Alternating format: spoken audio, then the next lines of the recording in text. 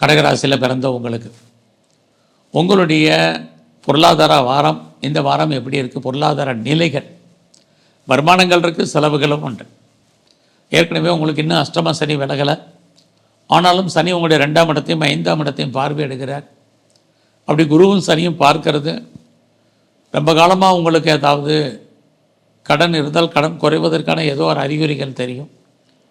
அது மட்டுமல்ல, கடன் மட்டுமல்ல, பெரிய லெவலில் எனக்கு நோய் இருக்குது, நோயில் அவஸ்தைப்பட்டுட்டு இருக்கேன், எப்போ இதனுடைய தாக்கம் குறையும் அப்படின்னு யாரெல்லாம் ஃபீல் பண்ணிகிட்டு இருக்கீங்களோ உங்களுக்கு நோய் குறைவதற்கான வாய்ப்பு இந்த வாரம் உண்டு.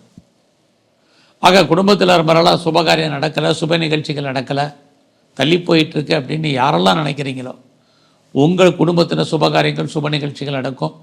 நீங்களும் அடிக்கடி அது சம்மந்தப்பட்ட விஷயங்களில் கலந்து கொள்வதற்கான ஒரு வாய்ப்பு கிடைக்கும். எதிர்பாராத ஆலய தெய்வ தரிசனம் உங்களுக்கு அமையும்.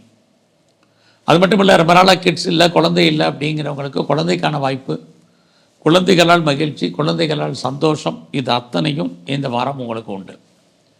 அதில் கடகராசியில் பிறந்தவங்களுக்கு சனி 8ஆம் இடத்துலேருந்து குருவோட இருக்கிறதுனால யாரெல்லாம் பெரிய லெவலில் இதுவரைக்கும் அவுட்ஸ்டாண்டிங் பணங்கள் இருக்கோ, வராத பணங்கள் எதுவும் இருந்தால் வருவதற்கான ஒரு வாய்ப்பு இருக்குது. ஒரு பக்கம் குருவும் சனியை 5ஆம் இடத்தை பார்த்தால் பணம் முடங்குவதற்கான வாய்ப்பு, இன்னொரு பக்கம் பணம் வருவதற்கான சூழ்நிலைகள் ரெண்டுமே உங்கள் வாழ்க்கையில் நடக்கும்.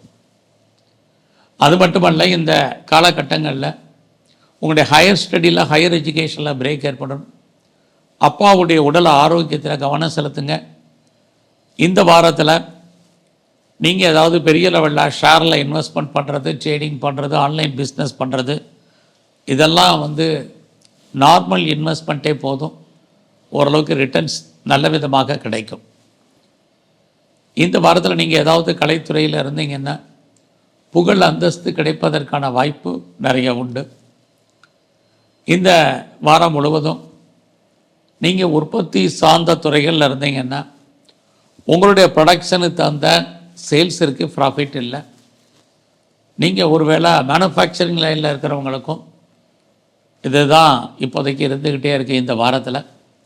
ஸோ இந்த வாரத்தை முழுவதுமாக நீங்கள் தெய்வ அனுகூலத்தால் தான் கடக்கணும். எங்கெல்லாம் பைரவர் இருக்காரோ அவரை வழிபாடு பண்ணுங்கள். இந்த வாரத்தில் உங்களுக்கு வாய்ப்பு இருந்தால் பூவராக பெரும்பாலும் தரிசனம் பண்ணுங்கள். நல்ல மாற்றம் உங்கள் வாழ்க்கையில் அமையும்.